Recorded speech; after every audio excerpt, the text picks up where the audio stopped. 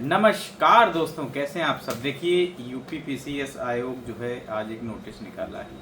जैसा कि आप सबको पता होगा कि प्रयागराज में हमारे जो यूपीपीएससी के अभ्यर्थी हैं धरना दे रहे थे और 3-4 दिन हो गया आज उनको ये धरना देते हुए। उनकी मांग थी कि कहीं ना कहीं यूपीपीसीएस और आरओ की परीक्षा एक शिफ्ट में पूर्व की भांति कराई जाए। और ये सही भी निर्णय है कि नॉर्मलाइजेशन देखो फिर लक पे आधारित हो जाता है, किसी को फायदा हो जाता है, किसी का नुकसान हो जाता है, जो कि मेहनत करने वाले विद्यार्थियों के साथ खिलवाड़ होगा। सीधी सी स्पष्ट बात यह है कि अब आयोग यूपीपीसीएस जो प्रीलिम्स परीक्षा है उसको पूर्व की भांति एक शिफ्ट में कराए जाने का निर्णय लिया गया है, जिसकी नोटिस आ गई है मेरे। देखिए इस पे है, ये नोटिस है, मैं सुना देता हूँ पढ़ के। एतद द्वारा सूचित किया जाता है कि शुचिता की दृष्टि से सम्मिलित राज्य अधीनस्थ सेवा प्रारंभिक परीक्षा 2024 को 2 दिवसों में कराए जाने का निर्णय लिया गया था। सम्मिलित राज्य अधीनस्थ सेवा परीक्षा की विशिष्टता के दृष्टिगत आयोग द्वारा सैद्धांतिक रूप से पूर्व की भांति 1 दिवस में कराए जाने का निर्णय लिया गया है। ओमकार नाथ सिंह है, अनुसचिव हैं। दूसरा नोटिस आया है आरओ के लिए। जैसा कि आप सबको पता है कि 11 फरवरी 2024 को आरओ का पेपर हुआ था, बट कुछ असामाजिक तत्वों ने परीक्षा में सेंध लगा दी थी, जिसके कारण उसको स्थगित करना पड़ा था, अर्थात पेपर को कैंसिल करना पड़ा था।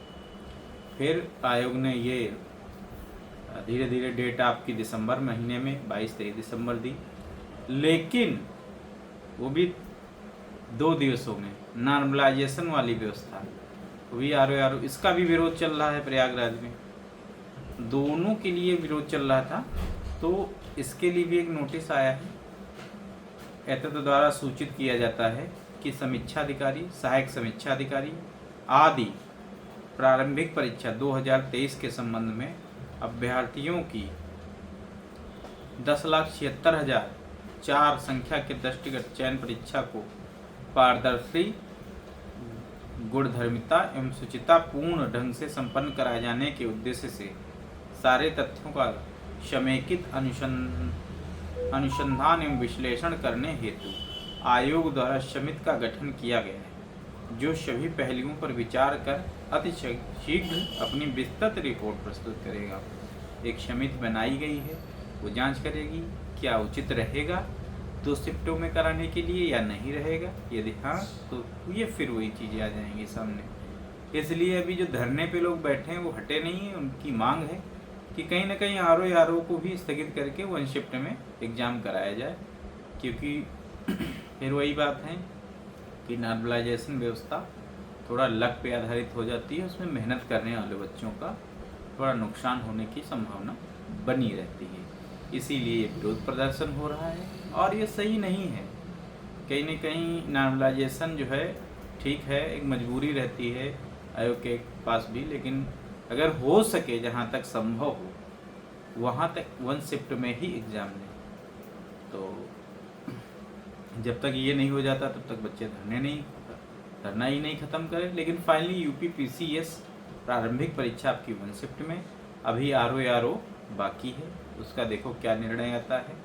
और कहानी तो यहीं से शुरू हुई थी कि आरओ जो 11 फरवरी को लगा था उसका पेपर लीक हुआ, उसके बाद 17 मार्च 2024 को जो पीसीएस प्रारंभिक परीक्षा लगी थी वो भी इसी की कारण स्थगित करना पड़ा, क्योंकि पहले ये चीज़ हो चुकी थी। तो जब यूपीपीसीएस का हो चुका, जबकि उसी आधार आरओ का कैंसिल हुआ, तो उसी आधार पर ये भी कैंसिल किया था। तो जब पीसीएस का प्रारंभिक परीक्षा ये 1 शिफ्ट में करवा दी, तो आरओ का भी होनी चाहिए। तो यही मांग लेकर सारे अभ्यर्थी भी डटे हुए।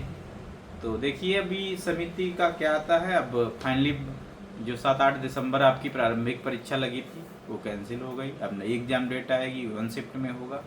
कब होगा, क्या होगा, देखो आयोग की तैयारी क्या कैसे रहती है, दिसंबर में होती है या फिर कुंभ के बाद में चला जाएगा। जैसा भी होगा आपको नोटिस मिले तब तक इंतज़ार करिए। और आरओ का भी देखिए क्या होता है। संभवतः ये भी 1 शिफ्ट में ही होगा एग्ज़ाम मेरे हिसाब से। अभी समिति की रिपोर्ट होगी, उसके बाद जो भी आयोग का सचिव और आयोग फैसला लेगा उसी पे हम आगे आपको न्यूज़ बताएंगे। धन्यवाद। जय हिंद, जय भारत।